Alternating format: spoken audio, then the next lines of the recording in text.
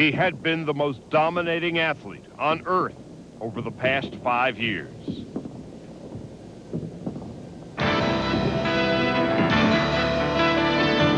His rise was meteoric. His fall from grace seemed to some inevitable. A grade school dropout who received his education on the streets and in the gyms. His power in the ring, undenied. However, his life away from boxing was rarely his own. Did his trainers, managers, promoters, and hangers-on always have his best interests in mind? Or were they simply milking the golden cow dry? This man-child of the promised land is now a convicted rapist. I believe a lot of people want to see, me self-destruct. They want to see me one day with handcuffs and walking in the police cars, going to jail. This is an ESPN special, Outside the Lines. Tyson, the lost champion.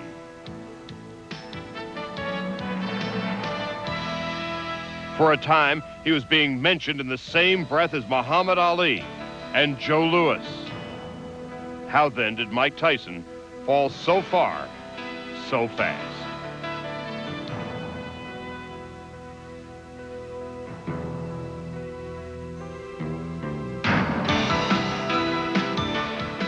The glare of the spotlight through the magnifying glass of living on life's center stage does different things to different people. Some revel in it and live for it. Some shy away from it. Others make adjustments and deal with it, and some, like Mike Tyson, refuse to adapt. Welcome to Outside the Lines. Tyson, the lost champion. I'm Charlie Steiner. Joining me for the next hour, ESPN boxing analyst Al Bernstein. Al, now that we've had some time to digest the enormity of this story, what's your overview? Well, enormity is the right word, Charlie. This story is more enormous, I think, than most of us even thought it would be as I traveled around the country. It's astonishing to me how many people, boxing fans, sport fans, and just the general public, are so interested in this story. And it affects each of them, it seems, in a very intense and personal way. It forces you to think about personal things in relationship to Mike Tyson. I know my mind keeps going back to 5 years ago, a special I did here on ESPN about Mike Tyson when he was just on the verge of winning the heavyweight title. And I remember as I was writing that show and getting ready to host it, everything that we were doing in that show was positive. It was all looking ahead, blue skies, looking ahead to what looked like a limitless and terrific future for this young man. How then the climate for Mike Tyson changed from blue skies to storm clouds, the subject of our next hour. Mike Tyson was a man of the streets and proud of it. So often in our conversations over the years, he would tell me with equal amounts of embarrassment and pride about his formative years on the streets of Bedford-Stuyvesant in Brooklyn. Our whole motto wasn't about how tough you were, how good you could fight. It was how much money you had in your pocket. That was our whole issue, you know. I mean, we wanted to look nice, dress nice. I mean, we were looking nice. We didn't want to fight anyway, but we had to fight because guys would get mad because we looked nice and try to take our stuff. But we didn't want to fight. We just wanted to look nice and be decent people. Windows aren't always a necessity in Tyson's old neighborhood. Sometimes they're a luxury. And in the Brownsville section of Brooklyn, the field of dreams are often littered with glass. Mike Tyson was always big for his age, still is. He was 200 pounds by the time he became a teenager, and always inside that large body came a small, high-pitched voice with that unmistakable lisp.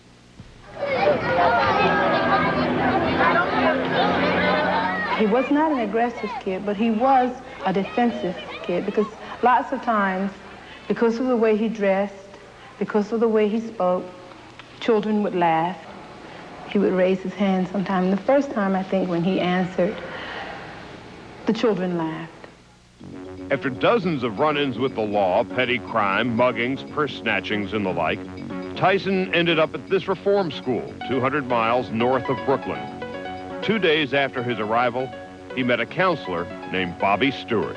I banged on the window and she turned the light on. I said, "You got a problem?" He said, "Mr. Stewart, I just want to talk to you." I said, "Well, talk." This is when the doors were still closed and locked. He said, "I want to become a fighter." I said, "So the rest of these guys."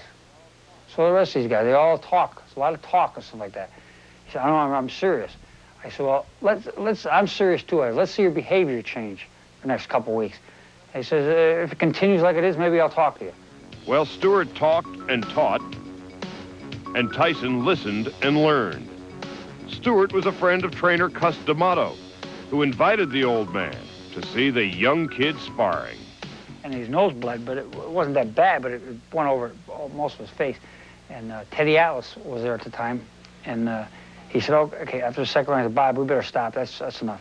He insisted he wanted to go on, but he did it partly, I felt, and I think Cus felt, to show us that he was tough.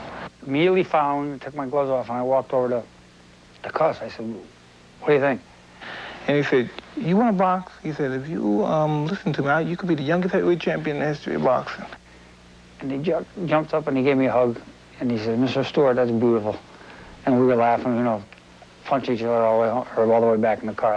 That was nice. Tyson was allowed to leave the Tryon School, and he moved in with D'Amato and his longtime housemate, Camille Ewald. That kid, he was so grateful for everything. He never knew that so much he could eat. I never tasted food that good before in my life. And if he remains dedicated, interested, and without any distractions, I believe that eventually he will go down in history as the greatest heavyweight champion we've ever had. He's only looking for one shot on you. You beat that fight, you gotta be even more aware now, you understand? You can't get lazy, you can't get careless. That was another D'Amato protege, Kevin Rooney, who for a time would become Tyson's trainer. Bankrolling Tyson's rise from obscurity were fight managers Jimmy Jacobs and Bill Caton. Tyson would become the youngest heavyweight champion in history at the age of 20, but Cus D'Amato never saw his final dream come true. D'Amato had died a year earlier. Cus, trying to get Mike back to a human level from what Mike existed on in the streets, did a great job. And Jim and Bill and Kevin and Camille continuing that job.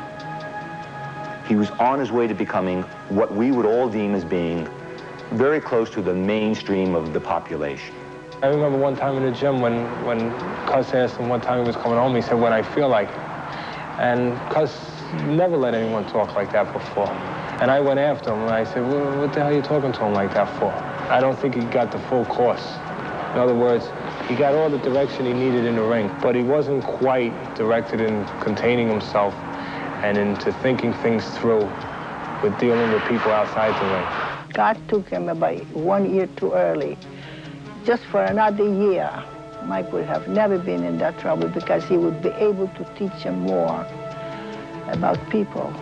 Cus taught him about fights, but not too much about people because he didn't have time. Cus D'Amato died on November 4th, 1985. 9 days later, Tyson would knock out a journeyman by the name of Eddie Richardson in just 77 seconds of the first round. A year later, Tyson would become the youngest heavyweight champion in history. But the death of Cus D'Amato had a devastating effect on the teenage Tyson.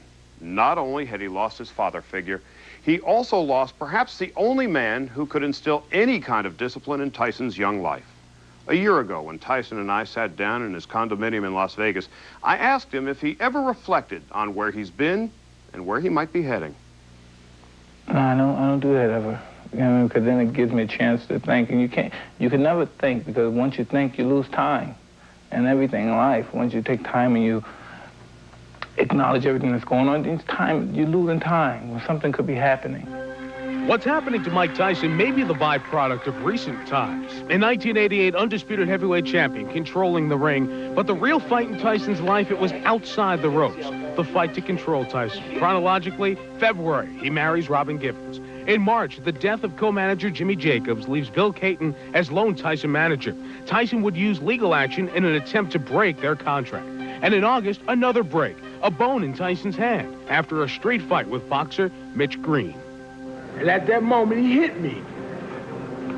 Like a sissy, a homo, he ran.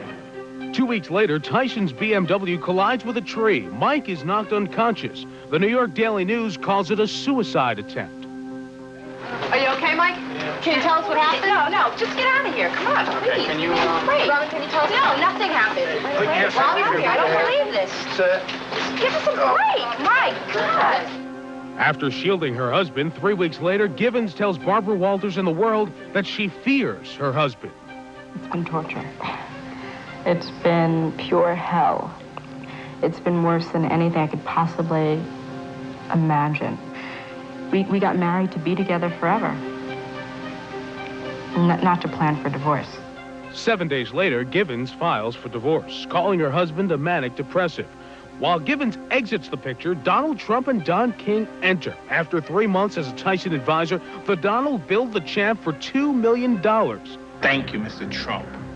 Seeing dollar signs and success, promoter King swoops in, becomes a Tyson confidant, and helps push out Tyson's only pro trainer, Kevin Rooney. I'm going to be with him for all of his life. Oh, boy. I love Tyson. I expected Tyson to be broke and for his career to be ruined. You know, I figured he'd do it in the ring. But it's been Tyson's penchant to make headlines outside the ring, showing up in many sensational headlines in newspapers and appearing in plenty of court papers. But all that, it seems secondary after the rape conviction that came down in this courtroom. Mike Tyson, a man influenced by those around him, faces his next fight alone. Al Bernstein, of course, covered some of Mike Tyson's earliest professional fights. As you look at these pieces, what do you think about? First of all, it's fascinating to look at how much has transpired in the last 5 years. It's astonishing. But as you look at, when I think of those early fights, and I think now of some of the things even Teddy Atlas said, the early interactions with Cuss at that point and how he was already straying a little bit, you get the impression at that point that he was a man who was headed towards some turbulent times. Though at the time, they kept him fighting, Charlie, literally almost every 2 or 3 weeks. And the reason for that was to suppress some of these things and keep a lid on this volcano. And still ahead on this special edition of Outside the Lines, Mike Tyson's relationship with his controversial promoter, Don King. But joining us here in the studio next, former light heavyweight champion Jose Torres, now an author, and like Tyson, a disciple of Cus D'Amato, and New York Times columnist William C. Rhoden. And later, we'll chronicle the all-too-brief ring career of mighty Mike Tyson.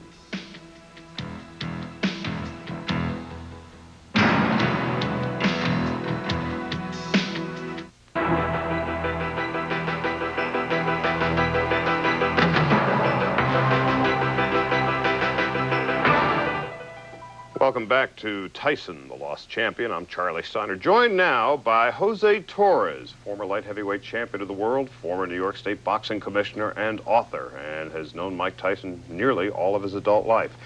And William C. Rhoden, columnist for the New York Times. Jose, let's begin with you. You and Floyd Patterson, two of Cus D'Amato's most notable disciples, who have clearly made it. Mike Tyson did not. Did, as some suggest, Cus simply run out of time on his project with Mike Tyson? Well, I think that Cus died prematurely before he finished Tyson. I didn't think that Cus finished Tyson the fighter or Tyson the human being. I think that that has a lot to do with Tyson dealing with right and wrong outside the ring. Well, what's your take on that? Well, you know, and looking at the people talk about Tyson, the thing that struck me, the first thing that struck me was that there were no black males at all in his evolution, his development. No black men at all. And I think that one of the dangers of looking at this whole Tyson case is that we look at Tyson, but there's a larger metaphor here, and the metaphor is that given the sort of historic tension between white males and black males in this country, white males can't teach black men how to be men. And as it turns out, black women can't either. The only people who are going to be able to teach black boys how to be men are black males. And I think that's sort of one of the larger crises of this thing. And to talk about how his downfall happened when he went to King, I mean, oddly, King was really the first strong, some might argue positive, black male in his life. So I think that's when we look at this situation, I think we have to expand beyond the right and wrong, but sort of the people in his life, but who's going to teach black men, black kids to be men? It's going to be black men. But I think that the metaphor has its faults when you, based on the specific question that you asked, how come Floyd Patterson made it, and he had Cus D'Amato as the only male force behind his development, and Floyd made it, and myself, you know, and it was the exact same kind of people that were teaching us how to become human beings, how to become champions. One of the great topics of discussion about Mike Tyson over the past couple of years is how smart is he? People say he's street smart, world stupid. What's your take on that, Bill? You know, just from, again, and Jose may know him better than I do, but he seems to be a quick person. And you heard him talk about his life. And if he just had the time to sort of take internal stock of himself, which I don't think he's ever had, I think that he's got and that's the sad thing about this, I think he's got a great capacity, a real great capacity to be a sort of deep thinking human being. Hasn't had that time. You cannot be champion of the world and be a dummy. Tyson is a very smart guy, intellectually, and he just did not grow up emotionally. Being a Tyson biographer and knowing him really most of his adult life, what is your sense, Jose? Do you think in Mike Tyson's own mind, he did something wrong in room 606 at the Canterbury Hotel? No. I think that Tyson had done this thing before. I think that that was his attitude. I think that he's been tormented by the whole background of his childhood, and that's his style. And I didn't think that he was doing, that he thought he was not doing anything wrong. Yeah, and I think you get a lot of that too. I think that in the court of the street, he's basically innocent. I mean, in a lot of private conversation with men, you know, if they would dare to admit it, people still wonder, well, what did he do wrong? She was there at 2 o'clock, or, you know, that kind of mentality. I don't think that he may yet grasp the larger significance of whether he was innocent or not. There was a larger injustice done. Jose, knowing Tyson as well as you do, and now he is facing the prospect of a lengthy prison sentence, how will he be able to handle that, or will he? There could be very serious trouble because Tyson has tasted the good life, and a few years back, when he had an accident with the car, some people thought that he was trying to commit suicide. At that time, I was skeptical of that theory. Today, looking back and looking at his situation, Tyson is liable to commit suicide. Thank you, Jose Torres and Bill Roden. Still ahead on Tyson the Lost Champion, the often stormy relationship between Mike Tyson and his flamboyant promoter, Don King. And joining us next, the publisher of Boxing Illustrated, Bert Sugar.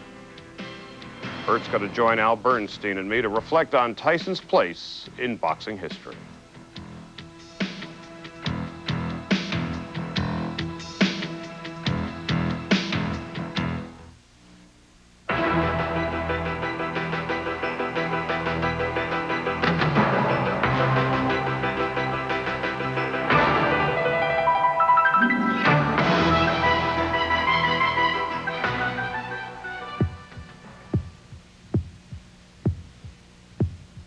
Tyson, no doubt one of the best athletes who ever went into the ring. A great puncher, great upper body movement, and a class act to watch when he was in shape.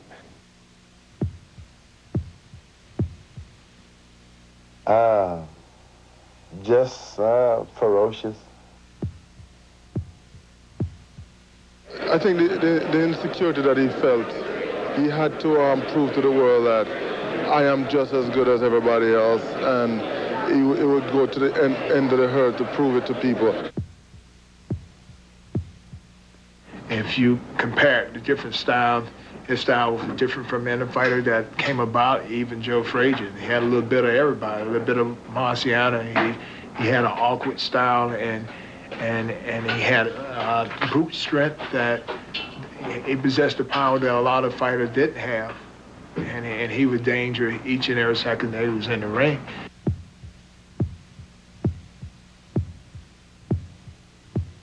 On his way toward winning the heavyweight championship, Mike Tyson made quick work of his opponents. More than half of his first 28 opponents weren't around to answer the bell for the second round. As his opponents got tougher, his fights lasted longer, but only James Buster Douglas ever got the best of Mike Tyson in the ring. The heavyweight division is the engine that drives the boxing locomotive. And from November the 22nd, 1986 until February 10th, 1992, Mike Tyson was the engineer, the dominant force, the most powerful puncher, and the biggest box office attraction in the heavyweight division. Therefore, in the entire sport. That round after round. Oh, a big right hand. Quickness in there and where he hits you. Oh, big left hand. Thomas really nailed. Big left hook, big right hand. Down it goes, big left Thomas. I don't know if It wasn't that long ago that Mike Tyson was simply unbeatable. Tyson was the king of the ring. No more had to be said. How dare them even to challenge me, these fighters, you know what I mean? You know what I mean? With their primitive boxing skills, you know what I mean? They're as good as dead. Tyson's power was legend. In fact, just days before his 16th birthday, Cus D'Amato entered his protege in his first amateur tournament. With just 6 months of experience, this man-child won every bout. Local, regional, national, every fight. A one-round knockout. And 2 years later, at the Olympic trials, Tyson was the center of attention. You watch Tyson fight, and there's an air of expectancy. When will he connect? And then what happens if he does? But Tyson's punching style didn't work at the amateur level. He would lose twice in the Olympic trials to a slick boxer named Henry Tillman. The outcome would be devastating to Tyson. He would turn pro immediately after the Olympic trials and not lose another fight for almost 6 years. In his first year in fighting for money, he was in the ring every 2 weeks, and 12 of his first 16 bouts ended in one-round knockouts.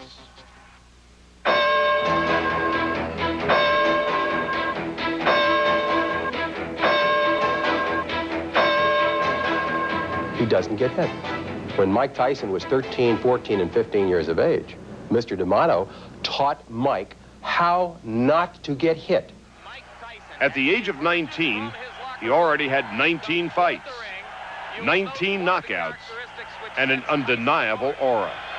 He wears no robe. He wears no socks with his boxing shoes. He says that makes him feel more like a warrior. If there was any question about Tyson's ferocity and legitimacy, Marvis Fraser found out the answer the hard way. Tyson comes out slugging. he comes out smoking like Marvis's father, Joe. Marvis must move or we're going to be out of here very, very quickly. Uppercut, and Marvis is hurt. Fraser is down. Joe Cortez moves in to have a look, and he's going to stop the fight. It did not last 20 seconds. Of the three champions, who would you like to fight and why? I'd fight anybody my trainer put me in with because I'm confident I could beat any fighter in the world. He was certainly ready for Trevor Berbick. That was a right to the body and an uppercut to the head, and Berbick is down.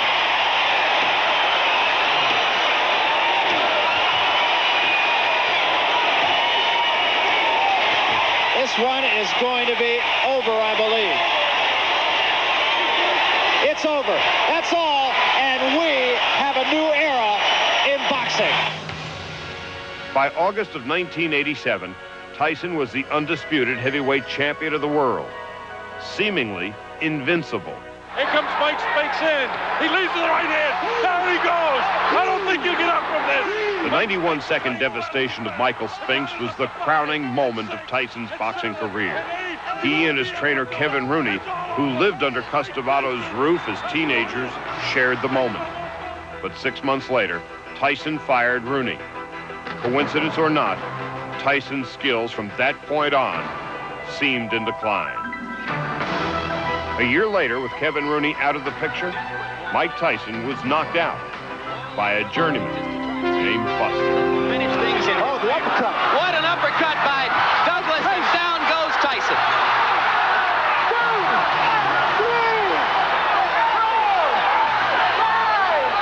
He doesn't get hit, doesn't get hit, doesn't get hit.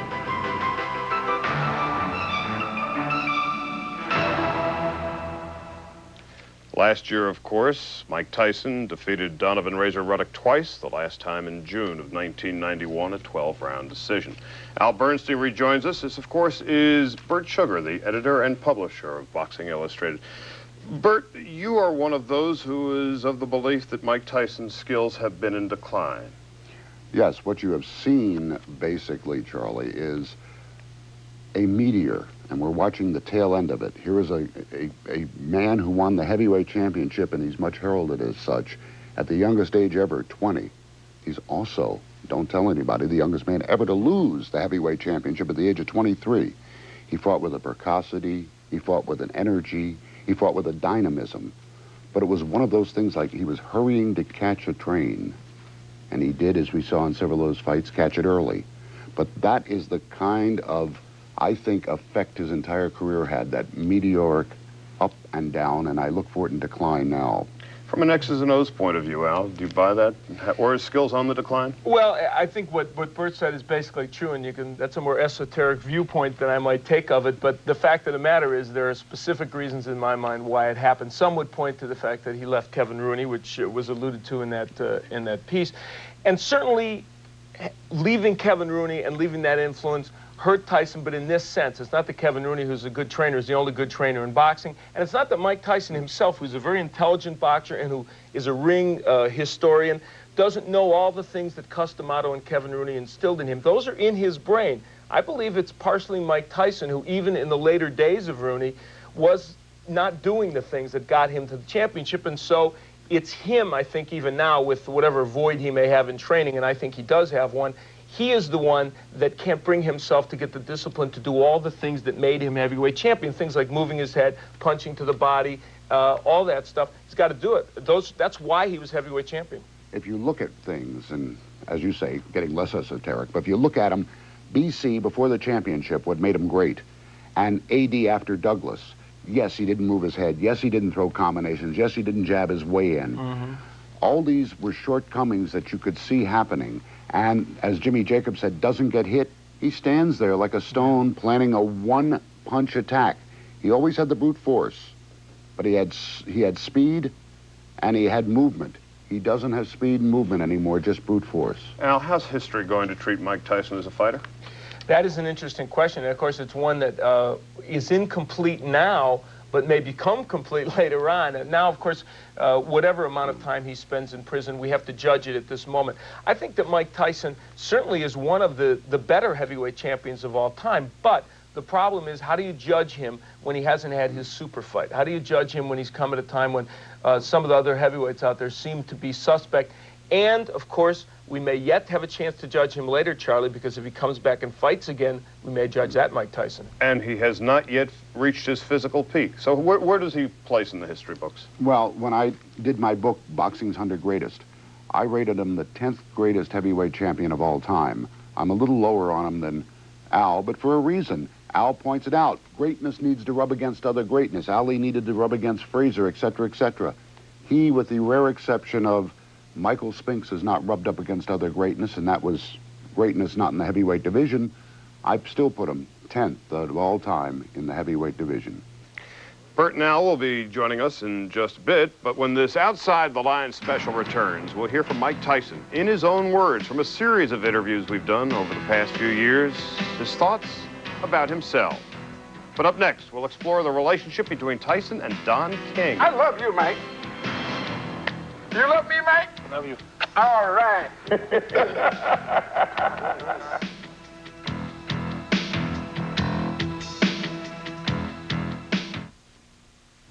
Welcome back to this Outside the Line special. I'm Charlie Steiner.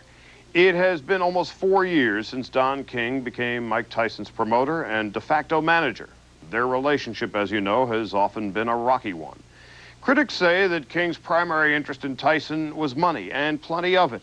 But in spite of their differences, Mike Tyson has remained loyal to the king of boxing promoters. I know I'm the best fighter in the world, and I proved it time and time again. My thing is promoting for the people. It ain't about what I get for my own selfish and self-aggrandizement.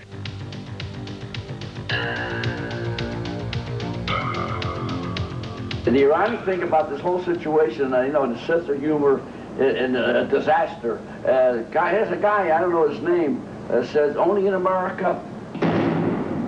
This is what happened to Tyson. Only in America. It wasn't until evil influences were brought around Mike to keep him from going in the right direction. When he was with people who try to do good, he would try to do good. There's no question that Don and what he has done has been an absolute disaster in every way. That Don King is an egregious and evil man. None of that is true. Oh, man, hallelujah. Oh, free at last, thank God Almighty, he's free at last. You could set somebody up real easy and say, you know, it's all Don King's fault. He got with King. I blame King. You know, I go after King any chance I get. I think Mike did what Mike wanted to do. This permissiveness is something that was just ingrained in the behavior of Mike Tyson and Don King. If there was any loss of control, it was early. Cuz was losing control when he was 16, when he told Cuz, I'll come home when I feel like it. He's never told Mike what is right and what is wrong. If Mike wants to do it, sure, Mike. Jimmy and company had to cover up a lot of Mike's actions when Mike was still perceived as a pretty good guy. King and everyone inherited it. Nobody wants to write about Bill Caton robbing Mike Tyson. He controls Mike better if Mike has these weaknesses that he exploits. And then they say, why did Mike Tyson leave? He's supposed to stay there and get his head beat in and then keep on getting his head beat in without going out and trying to do something for himself. So King came to my office and aptly said, and this is a direct quote, "Sure, I poisoned Mike's mind against you. Did a good job. You give me my 4-year contract and I'll unpoison him." That's Don King. Mike Tyson speaks for himself. Mike Tyson speaks for himself.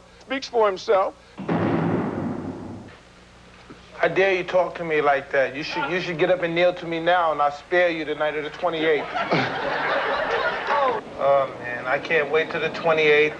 I'm going to make you my girlfriend. There's something you can't buy in that class, and you don't got none of that. You're sweet. I'm going to make sure you kiss me good with those big lips. I had forgotten when Mike broke up with Robin how terribly painful it is for a young man to lose a woman that he thought he was in love with. Everyone ran for me, and I called Don. Don quickly brought him out to Cleveland. I was in a bad situation in which he helped out, and I felt indebted to him. Slowly, carefully, began to suggest that he and Mike would become a great team. It ain't about Don King. It's about blackness, man. I don't want nobody to mischaracterize me. I'm the nigger. I'm the wild-eyed nigger that did it, but not with hostility, with love. It's unfortunate that y'all don't seem to believe what I say when I say it. You know what I mean? I love you, Mike. You love me, Mike? I love you. All right. ESPN attempted to contact both Don King and Mike Tyson for a response, but they both declined to comment for this show. Bert, is your sense that Don King plays the heavy in the Tyson melodrama or not? Well, while I'm not going to vote for Don King for prom king, I'm going to tell you that Don King has been blamed for everything, including the dissolution of the Russian Empire. In this, he is not to blame wholly, because the breadcrumbs, psychological breadcrumbs back to Mike Tyson's youthful transgressions as a 12-year-old would indicate that Don King had only a last-minute hand at it. In fact, I give you the following line from Larry Holmes 5 years ago, who said, in 5 years, Mike Tyson will either be dead or in prison. And when he said that, there was no Don King in Mike Tyson's life. Al, what's your take on that? Yeah, you know what it is, Charlie? I think also part of the problem is Don King suffers from the nature of his relationship. He is a promoter trying to act as a personal manager for Mike Tyson. The two don't always go together and really shouldn't. And whatever a person wants to say, if they have maybe not a positive spin on Caton and Jacobs and what they did for Tyson, and I don't know how they couldn't. They did do a good job. The one point is they were personal managers. Their mission was only to be concerned about that fighter. Don King has other interests involved, and so by the very nature of his role, he's not always going to look out for the best interests of Mike Tyson. Thank you, gentlemen. Still ahead. On Tyson the Lost Champion, we'll visit a gym to find out how young kids have reacted to the Tyson conviction. But up next, Mike Tyson talks about Mike Tyson. The money that I make, that you talk about the big allowance, I bled for that money and everything I got, and I don't part with it easy. And I'm enjoying myself as a 19-year-old boy.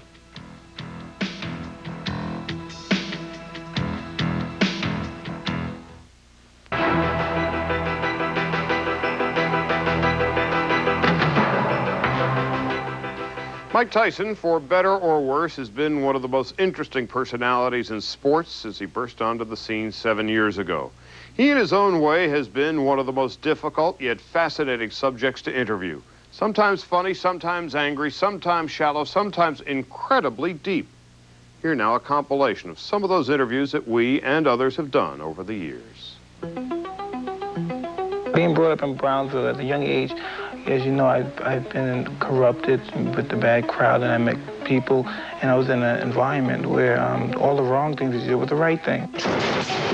That's what's good. I used to always get in a lot of trouble. You know, I used to be a nuisance. I used to always be corrupt, a little bad kid, mostly chaos and everything. I was just bad, I guess, and a friend of Cuss knew me, and I was in trouble in a bad boy's home, and he was a good friend of Cuss, and he used to fight under Cuss, and he brought me up here. And that's how I met Cuss. My celebrity status, I don't wear jewelry. I don't consider myself a superstar. And like the money that I make, that you talk about the big allowance, I bled for that money and everything I got, and I don't part with it easy. And I'm enjoying myself as a 19-year-old boy. Everybody's going around saying, he's just a boy, he's just a boy. But I'm going to be the only boy to be king of the world. What about girls? Tough to go out with girls? No. Even if I wasn't champion, it wouldn't be tough for girls. You always been lucky with the ladies? Always. Yeah, that's good. So what's tough? Because they won't leave you alone now, or what? Yeah, isn't that, will you believe that? Isn't that wonderful? Isn't that what you work for in a way? How do you work to get rich? You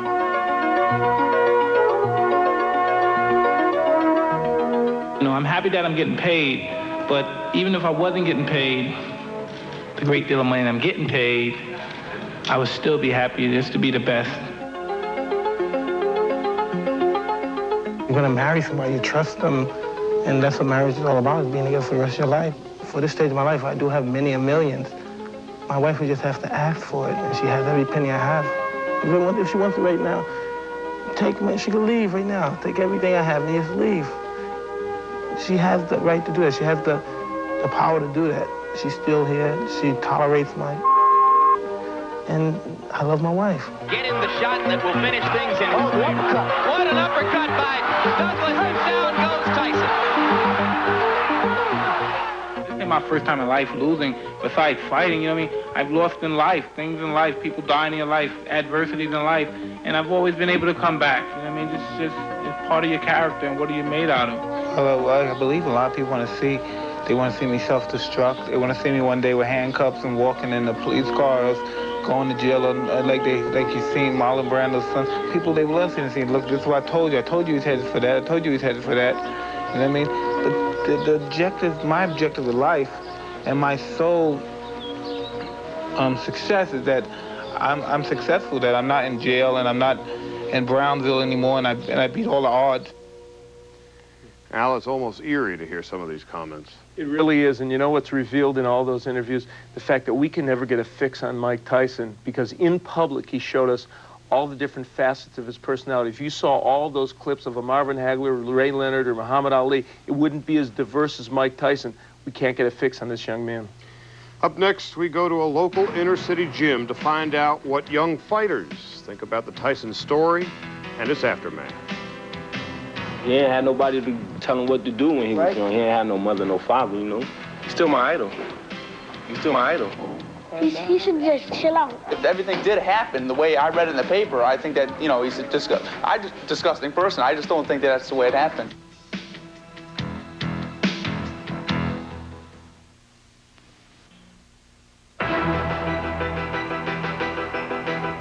It is hard to believe that it's been only 7 years since Mike Tyson fought his first professional fight against someone named Mercedes.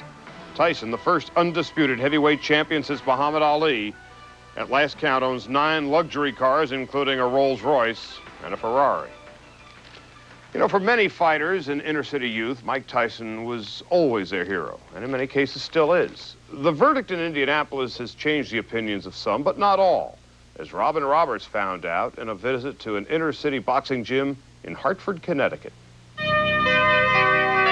Just like millions of youngsters in the inner cities of this country, they, like Mike Tyson, will be the products of their environments. But what of these young and impressionable people in our decaying and overcrowded cities? The ones who look to Mike Tyson as a role model. What do they think now? Have they been betrayed and don't consider the former heavyweight champion their hero anymore? To them, is he just another guy from the neighborhood who had made it out just to end up in jail? Or is he still the main man? We asked, and they answered. What do you think about when you think of Mike Tyson? He shouldn't have did that because it was too bad. The girl should not go up to his room when he asked him. He should stay in the ring and fight for the belt and all that stuff. Do you learn anything from it? Let me be honest. Was he somebody that was someone you idolized or a hero, or you said, I want to be like Mike? Yeah. I still like him, though. He'll be my brother. You know, he cool.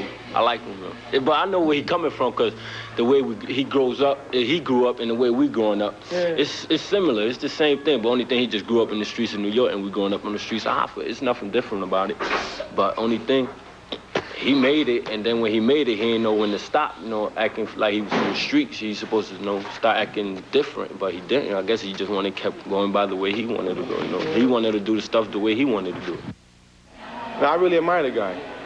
I mean, I never got to know him personally, but, you know, I admire the guy for who he is and what he accomplished in life. Not too many people can do that. Guilty on all 3 counts, maximum sentence, 60 years. Did you hear about how his reputation, he was like rude to people, or he treated women poorly? Did you ever hear that? Did that make you think like, come on, don't do that, Mike, just box? Chill out. Yeah. He should just chill out. Just go to his house, just do anything, but stay away from the girls. Just for 1 minute, think that maybe, just maybe, he did that. You may never enter. He got too much money to go buy him a lady, like 10 ladies, and all that money he got. You know, he doesn't need to rape nobody. Maybe he did. If in fact he did rape her, and as like the paper says, you know, he was as forceful and as mean, as aggressive as he was, I think he's a terrible man. I mean, you know, if everything did happen the way I read it in the paper, I think that, you know, he's a disgusting person. I just don't think that that's the way it happened. Do you have any heroes? Do you have any idols? Do you have any people that you like or want to be like? Who you like, Mike? Mike Tyson.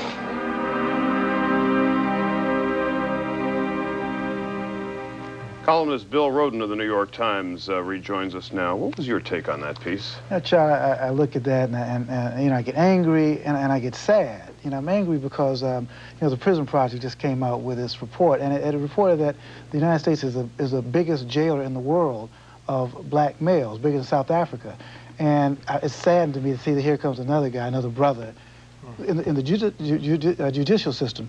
The reason I'm sad, though, is that these kids want so desperately to have a role model, somebody to hang their hats on, and it seems repeatedly and increasingly they just fall up short. They're repeatedly disappointed. That makes me very sad. Al? Yeah, you know, it's funny that I can relate to what Bill's saying, and then you take it on another plane. You know, I run around the country, and boxing fans want to come up to me and talk to me about this, and they have in the last month or two. And one of the things that's distressed me greatly is, almost to a man, and in many cases they're men, they've wanted me to tell them it's okay, even before the verdict. They wanted me to say, it's all right, Mike Tyson didn't do it. He's going to fight again. He and Holyfield will get in the ring. Their focus is so much on that, they completely have forgotten the fact that there was a victim here. They've forgotten the fact that a crime was committed, and of course he ultimately was convicted of it. This is distressing to me because, Bill, it's like we're worried about the wrong things in our society. Right. And the gender issue is so deep. Particularly I think about again, the metaphor, the idea of a black male violating a black female, which sort of gets into a thing that's not talked about. And that got lost in the whole translation. That's the thing, I guess it was most disturbing, especially in the early part of the trial. It seemed that there was a sense, at least that I was getting in Indianapolis, that there was this great sympathy for Mike Tyson, but there was never any degree of sympathy for the, as it turns out, the victim. Yeah, I guess you get this ambivalence, the same ambivalence I referred to at the beginning of the program, in that you don't want to smash Tyson because you realize that that what we're talking about is something systemic, and that he is ultimately a victim, but yet at the same time you've got to stress to kids that you have to be accountable for your own actions because the consequences are very swift and they're very severe. What about the young guys who are on the Top Rank show that you deal with? How does this play into them? Well, you know, I wonder if sometimes, you know, we get to I interview 6 to 8 boxers every week, and I say this all the time, and I go around the country and I tell people on radio shows and everywhere, these are men, when you talk to them, you'd be delighted to eat dinner with, have a drink with, be a part of your family. The majority and the vast majority of professional boxers are very good men. They work hard at their craft, they're family men, and when people say, does the situation with Mike Tyson reflect badly on them, they may think that, Charlie, and it's kind of sad because I'll tell you what, as a group, they're good men. Thank you, Al, and thank you, Bill Roden. And Al and I are going to be back in just a minute for some final thoughts on this ESPN Outside the Lines special, Tyson, the Lost Champion.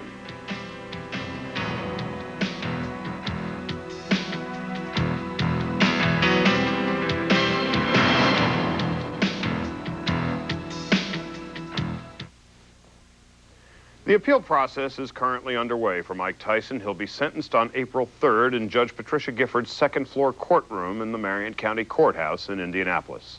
The period on the beginning of the sentence. And the end of a once brilliant boxing career. Now, maybe the most disturbing thought we've had all night came from Jose Torres, who feared for Tyson's immediate future, fearing he might even be suicidal. Well, I think the reason Jose might have alluded to that, in addition to the fact that he's known Mike Tyson so well over the years, is that he knows Mike is facing a litany of problems. Obviously, the most difficult, the sentencing coming up, and we don't know how long that'll be, and the length of that will determine to a great deal his emotional stability in the coming months as the appeals process goes on. But we could be seeing Mike Tyson, even if the sentence is not a huge sentence and he's out of jail in 5 or 6 years, we could be looking at a Mike Tyson at the age of 30 or 31 trying to get a boxing career back in gear and doing it perhaps for a very specific reason. His financial situation could be very unstable at that point. There is a civil suit potentially pending. He has a lot of lawyers' fees to pay. And we could see Mike Tyson, perhaps the most tragic possibility, trying at the age of 32 to rekindle a boxing career, maybe not successfully, just because he needs it to survive financially. You know, it is impossible to predict if Tyson will return to the ring or not when he is ultimately released from prison.